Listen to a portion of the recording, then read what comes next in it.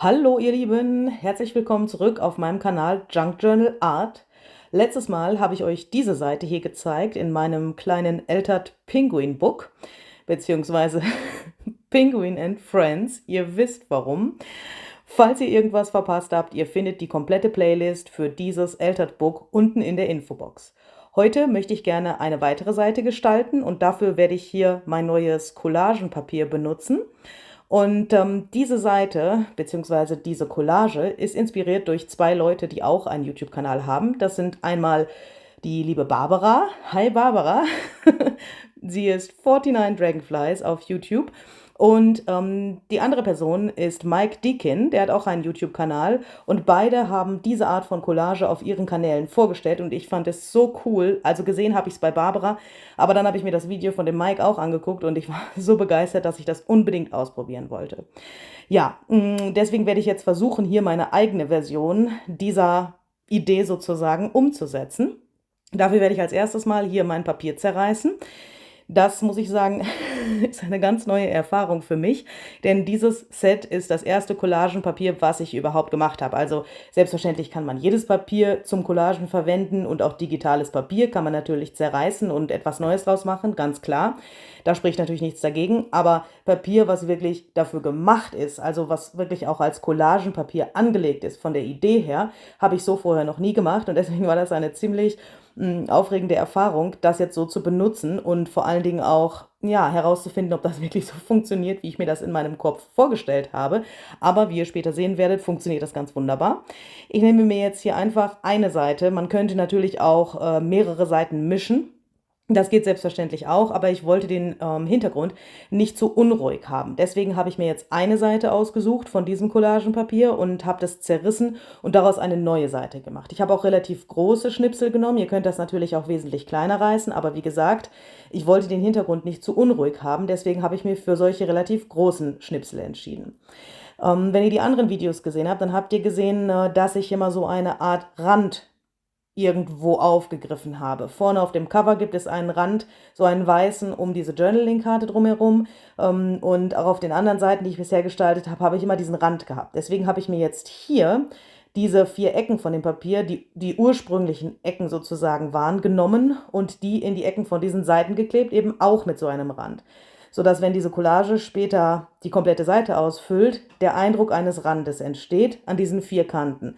Dazwischen ist es dann immer so ein bisschen gerissen. Es soll eben nur, ja, wie so eine Andeutung dieses Randes sein. Ja, ich habe jetzt hier Mattmedium benutzt, um das aufzukleben.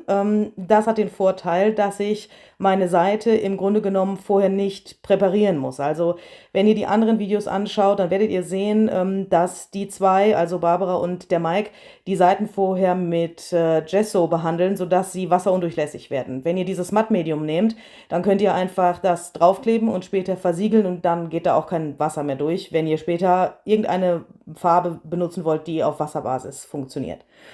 Dann habe ich das hier gehabt. Iris, es tut mir leid. Iris hat mir das hier geschickt. Das sind so wunderschöne Tags. Und ihr wisst ja, ich bin momentan etwas materialarm hier. Deswegen muss ich jetzt diese Tags leider verwenden, um sie zu zerschneiden.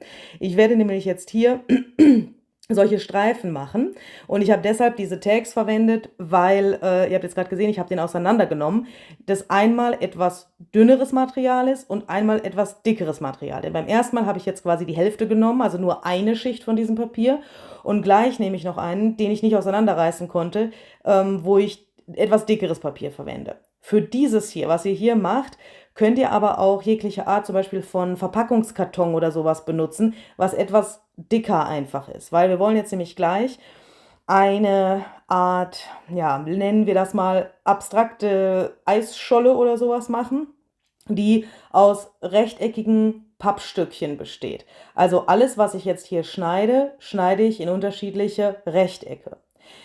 Das werdet ihr gleich noch etwas genauer sehen, bitte seid nicht verwirrt. Hier nehme ich mir jetzt weiße Acrylfarbe, weil ich schlichtweg nichts anderes hatte und ein Tempotaschentuch, trocken. Ihr könnt auch, das würde ich normalerweise verwenden, wenn ich es jetzt gerade hier in meiner Küche zur Verfügung hätte, könnt ihr auch weißes Gesso benutzen und ein feuchtes Tuch, also zum Beispiel so ein Baby-Wipe, also so ein ne, Baby-Popo-Abwischtuch, dann könnt ihr das Ganze wesentlich leichter verteilen, als wenn ihr pure Acrylfarbe nehmt. Ich hätte das Ganze jetzt auch etwas mit Wasser verdünnen können. Ich habe das deshalb nicht getan, weil ich nicht wollte, dass mein Taschentuch so Futzeln mir da drauf macht, die mir dann unter Umständen festkleben. Der Sinn dieses Schrittes ist jetzt einfach nur, diesen etwas konfusen und wilden Hintergrund bisschen ja, zu muten sozusagen, also wie sagt man auf Deutsch, ein bisschen so in den Hintergrund zu stellen, also dieses Motiv des Hintergrunds oder ja, wenn man das Motiv nennen kann, dieses Muster einfach, sodass das, was man jetzt drauf tut, mehr zum Vorschein kommt. Und jetzt fange ich hier an, wie ihr seht, meine rechteckigen Schnipsel hier so aufzukollagieren. Und dabei habe ich mich jetzt genau an diese Regeln gehalten, die die beiden in ihren Videos vorgeschlagen haben. Und zwar so habe ich das alles aufgeklebt, dass das entweder komplett senkrecht oder komplett waagerecht ist. Also hier ist nichts schräg und alles überlappt sich so ein bisschen. Das war schon eine Herausforderung für sich, muss ich sagen. Also in den beiden Videos von Barbara und Mike hat es wirklich, wie soll ich sagen, fast schon simpel ausgesehen. Also entschuldigt bitte, wenn ihr das seht. Also Mike, du verstehst mich nicht, aber vielleicht liest du die Untertitel unter diesem Video. Wahrscheinlich nicht. Aber egal, entschuldigt bitte, wenn das jetzt ein bisschen komisch rüberkommt, aber das hat bei euch wirklich komplett simpel ausgesehen, wo ich mir gedacht habe, naja, das ist voll der coole Effekt, das probierst du auch mal aus. Aber als ich dann angefangen habe, das aufzukleben, habe ich gedacht, alter Schwede. Also das so hinzukriegen, dass es nicht komplett daneben aussieht, ist gar nicht so einfach. Ich sage euch jetzt mal, was mir hier so durch den Kopf gegangen ist. Also ich habe diese schmalen, senkrechten Streifen jetzt ja, an den Rand gesetzt, dass ich nochmal quasi links und rechts wie so eine kleine Art Abgrenzung bekomme, dass die Seite sozusagen so einen kleinen Rahmen bekommt. Nach innen werden die senkrechten Streifen dann breiter, aber nicht mehr so viele und nicht so hoch nach oben. Also, ne, ihr seht das schon. In der Mitte wird das schmäler, sodass fast wie so eine Art kleines U oder so etwas entsteht. Das später dann ja so eine Art Rahmen bildet, beziehungsweise diesen Fokuspunkt, den ich später haben werde, hoffentlich umrandet. Ja, so, diese Tags von Iris, die hatten dieses wunderschöne schwarze Ornamentmuster drauf. Das wollte ich da unbedingt mit aufnehmen. Und ich werde jetzt auch gleich versuchen, das etwas zu erhalten, was mir aber zugegebenermaßen nicht komplett so gelungen ist, wie ich das eigentlich wollte. Ja, jetzt habe ich das erstmal gut trocknen lassen natürlich, damit sich das nicht verschiebt oder verrutscht. Dann habe ich mir nochmal weiße Acrylfarbe genommen. Das mag jetzt etwas komisch erscheinen, wenn man das alles so abdeckt. Also wenn ihr noch nicht so viele Mixed Media Sachen gemacht habt, dann kommt euch das vielleicht ein bisschen komisch vor, aber wartet mal ab. Es wird noch ganz gut, glaube ich. Wenn ihr euch zum Vergleich vielleicht mal die Videos von Barbara und Mike anschauen wollt, dann werdet ihr feststellen, dass trotz der gleichen Basis, also trotz der gleichen Grundidee dieser rechteckigen Schnipsel, das Ergebnis komplett unterschiedlich ist. Bei Mike ist alles sehr, sehr unruhig für mein Empfinden, trotzdem irgendwie eine Harmonie am Ende. Ihr werdet das sehen, wenn ihr das Video anschaut. Und bei Barbara ist der Hintergrund sehr, sehr viel ruhiger, ganz hell und diese Pappstreifen kommen, wie soll ich sagen, sehr viel stärker raus, als bei mir das am Ende der Fall sein wird. Aber ich wollte das natürlich nicht komplett genauso nachmachen, weil das finde ich irgendwie blöd. Ich möchte ja auch meine eigenen Erfahrungen sammeln und meine eigene Version daraus machen. Und das ist auch das, was ich euch gerne mit auf den Weg geben möchte und wozu ich euch natürlich ermutigen möchte. Sammelt bitte eure eigenen Erfahrungen mit solchen Sachen, gerade wenn ihr fremde Tutorials irgendwo gesehen habt, die euch gut gefallen. Ich benutze jetzt diese Luftpolsterfolie, um meine Distress Oxide hier auf diese Schnipsel aufzubringen. Ich habe nicht den Plan gehabt, dass diese Punkte erhalten bleiben. Ich wollte einfach nur nicht mit meinem Stempelkissen auf dieses Papier draufgehen, weil ich Angst hatte, dass sich die Acrylfarbe auf das Stempelkissen abfärbt. Ich habe da Schiss. Und diese Distress Oxides, die sind ja noch nicht gerade, wer weiß wie billig. Ich hüte die wie so kleine Schätze. Und deswegen habe ich nach einem Weg gesucht, wie ich jetzt diese Farbe da drauf kriege. Mit der Luftpolsterfolie war das nicht ganz so erfolgreich, wie ihr jetzt gerade gesehen habt, aber trotzdem diese kleinen Pünktchen, die da so übrig geblieben sind, eigentlich gar nicht so übel, habe ich gedacht.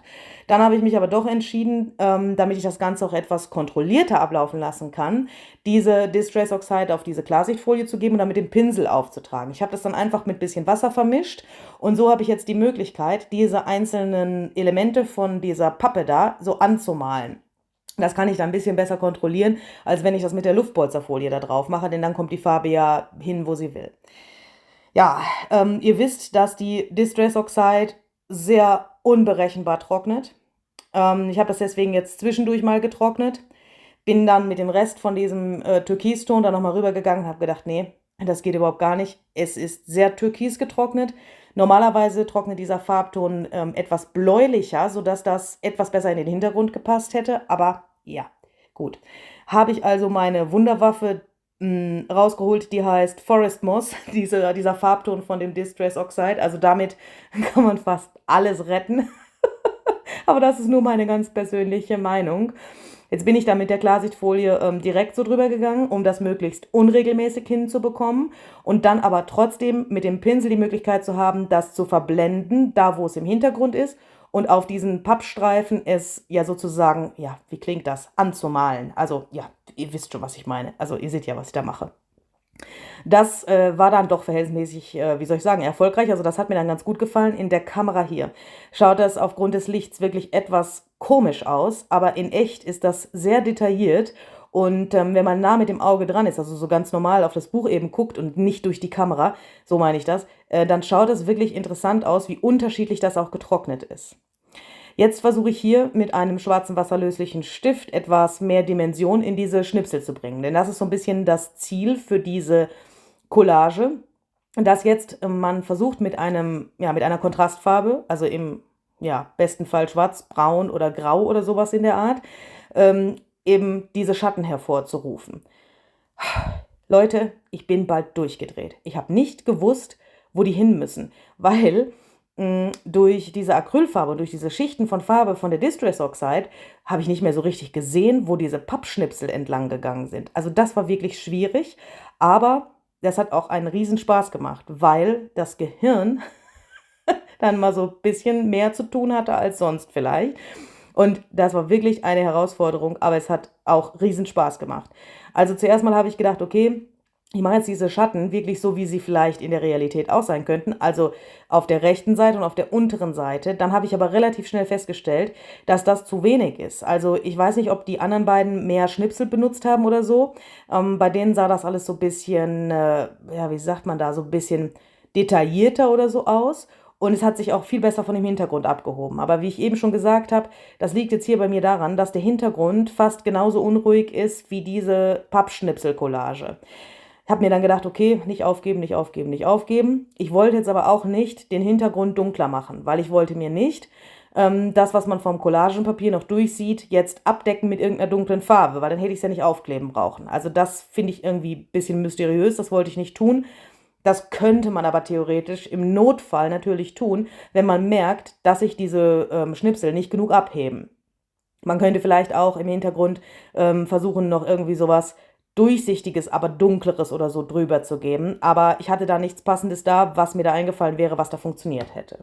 Jetzt habe ich mir hier diese Pinguine genommen und diese sind hier auch aus meinem Ephemera Pack von meinem neuen Penguin and Friends Papier. Und die habe ich mir ausgeschnitten und ich habe da auf etwas geachtet, denn die Barbara, nochmal hallo, du hattest neulich in einem deiner Videos gesagt, manchmal ist das so ärgerlich, wenn man aus Zeitschriften oder Büchern Tiere ausschneidet und die gucken in die falsche Richtung. Und dadurch bin ich auf die Idee gekommen, dadurch, dass du das gesagt hast, eben diese Pinguine von diesem Fuzzy Cut Bogen in beide Richtungen schauen zu lassen. Also in diesem Ephemera Pack bekommt ihr diese Pinguine einmal nach links schauend und einmal nach rechts schauend, sodass ihr dieses Problem mit der Blickrichtung eben nicht mehr habt, wenn ihr das ausschneidet. Da könnt ihr dann die ausschneiden, die eben für euer Projekt passend sind.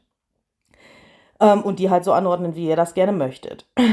Ich hatte gedacht, das ist eine ganz gute Idee. Jetzt habe ich mich entschieden, etwas von dem vorderen Teil dieser Entschuldigung, dieser Schnipselcollage dunkler zu machen. Denn mir hat das wirklich nicht gefallen.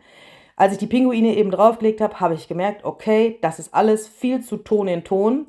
Dieses ganze Kontrastreiche, was die anderen beiden durch ihre Arbeit erschaffen haben, ist mir nicht gelungen. Also das ist halt schlichtweg so, aber es ist ja auch ein Experiment. Deswegen habe ich das jetzt hier so gemacht. Ich habe die Farbe jetzt relativ unregelmäßig aufgetragen und dann hier mit meinem Föhn getrocknet. Und jetzt war natürlich das Problem, das war mir aber schon vorher bewusst, natürlich verschwinden jetzt diese schwarzen Streifen. Also diese schwarzen Schattierungen um diese Pappstückchen drumherum. Habe ich das dann nochmal so draufgelegt, dass ich so ungefähr sehe, wie das so sein könnte. Habe ich mir gedacht, okay, der Kontrast ist jetzt besser, von den Pinguinen zu dem Blau. Und dann bin ich auf die glorreiche Idee gekommen, hier sozusagen unrealistische weiße Schatten zu machen mit diesem Gelstift.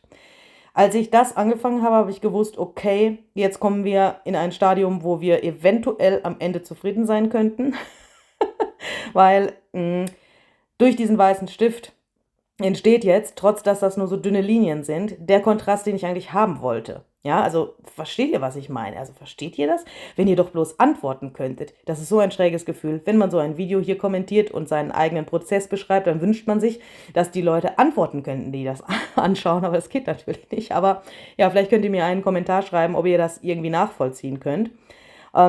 Ich finde jetzt diese weißen Bäuche kommen jetzt auf diesem blauen Untergrund viel, viel besser zur Geltung, als das vorher der Fall war. Jetzt habe ich diese Pinguinchen hier mit Mattmedium aufgeklebt. Ich habe das auf der Rückseite ziemlich dick aufgetragen, sodass es erstens gut hält und ich zweitens in den ersten Sekunden noch die Möglichkeit habe, diese Pinguine ein bisschen hin und her zu arrangieren, sodass mir die nicht sofort komplett da festkleben, dass ich noch ein bisschen die Möglichkeit habe, ja, eben das zu arrangieren. Ihr seht schon, ich drücke die da nur so drauf und jetzt kann ich die noch so ein bisschen schieben und die in die richtige Position bringen, wie ich denke, dass das gut aussehen könnte. Ja, und hier seht ihr auch schon, dass das eigentlich ganz, ganz schlaue Idee von mir war, die in die verschiedenen Richtungen gucken zu lassen, weil so habt ihr wirklich verschiedene Möglichkeiten. Also wenn ihr jetzt die aus dem Ephemera-Bogen ausgeschnitten habt, könnt ihr die wirklich kombinieren, wie ihr möchtet. Ihr könnt so kleine Grüppchen arrangieren, die ja zum Beispiel auch alle in die gleiche Richtung gucken, wenn ihr vielleicht einen besonderen Fokuspunkt habt, wo die hingucken sollen oder so. Ja, ich habe mich jetzt entschieden, dass jetzt hier links die drei so zusammenstehen wie so eine kleine Familie und rechts auf der anderen Seite, da stehen die da so rum und gucken da so, ne, die anderen an. Also ja, ihr versteht mich schon.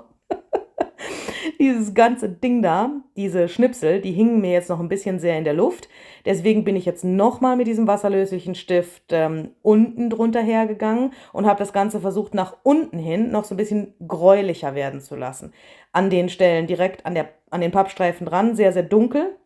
Und dann mit einem Pinsel mit Wasser dran sehr stark nach unten verblendet. Ihr seht, ich halte das Buch auch so schräg, sodass diese Tinte, sage ich schon, Entschuldigung, diese Farbe, die jetzt aus dem Stift kommt, das ist ja keine Tinte, das ist ja wie so ein Buntstift, ne?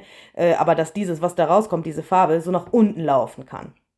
Ich glaube, das ist ganz gut. Das hätte man vielleicht sogar noch etwas dunkler machen können, habe ich mich aber in dem Moment nicht getraut, weil ich gedacht habe, naja, vielleicht wird das dann zu dunkel und ich wollte es mir jetzt nicht da komplett irgendwie versauen, weil so war ich schon relativ zufrieden eigentlich damit. Ich habe jetzt hier mit dem Gelstift noch an der einen oder anderen Stelle ein bisschen von diesen weißen Linien hinzugefügt, weil natürlich die Pinguine ziemlich viele von den weißen Linien jetzt verdeckt haben und ich wollte nicht, dass das so aussieht wie so ein Unfall mit den weißen Linien. Ja, dann habe ich mir gedacht, okay, machen wir hier noch ein paar so Spritzer, ne? Weil so Spritzer sind ja immer nicht schlecht. Die reißen jetzt diese klare Struktur von diesen Pappstreifen, von diesen geraden Linien so ein bisschen wieder auf, bringen noch so ein bisschen mehr Filigranität auf die Seite. Ist das ein Wort? Ist das ein deutsches Wort? Filigranität? Ich habe keine Ahnung. Auf jeden Fall habe ich da so ein bisschen rumgespritzt, habe ich einfach Acrylfarbe mit Wasser vermischt und dann, wie ihr seht, hier mit dem Pinsel auf so einem Stift aufgeschlagen und dann spritzt das überall hin, wie ihr seht, auch auf meinen Tisch, aber nicht zuletzt auch auf die Seite. So, dann habe ich hier so einen kleinen Zettel, den habe ich für euch vorbereitet, den könnt ihr euch runterladen von meiner Dropbox. Das ist sozusagen ein Freebie von mir für euch. Hier drauf stehen verschiedene Sprüche, die mit Pinguinen zu tun haben und die ihr auch für euer Altered Book verwenden könnt.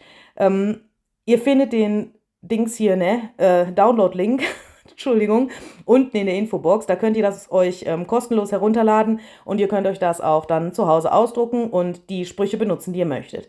Auf diesem Bogen befinden sich englische und deutsche Sprüche, sodass ihr da in eurer Sprache hoffentlich etwas finden werdet oder vielleicht auch nicht in eurer Sprache, aber etwas, was euch gefällt. Ja, zum Schluss ist mir hier noch die Riesenkatastrophe passiert. Ich habe nämlich ehrlich gesagt nicht gewusst, wie ich das hier anordnen soll.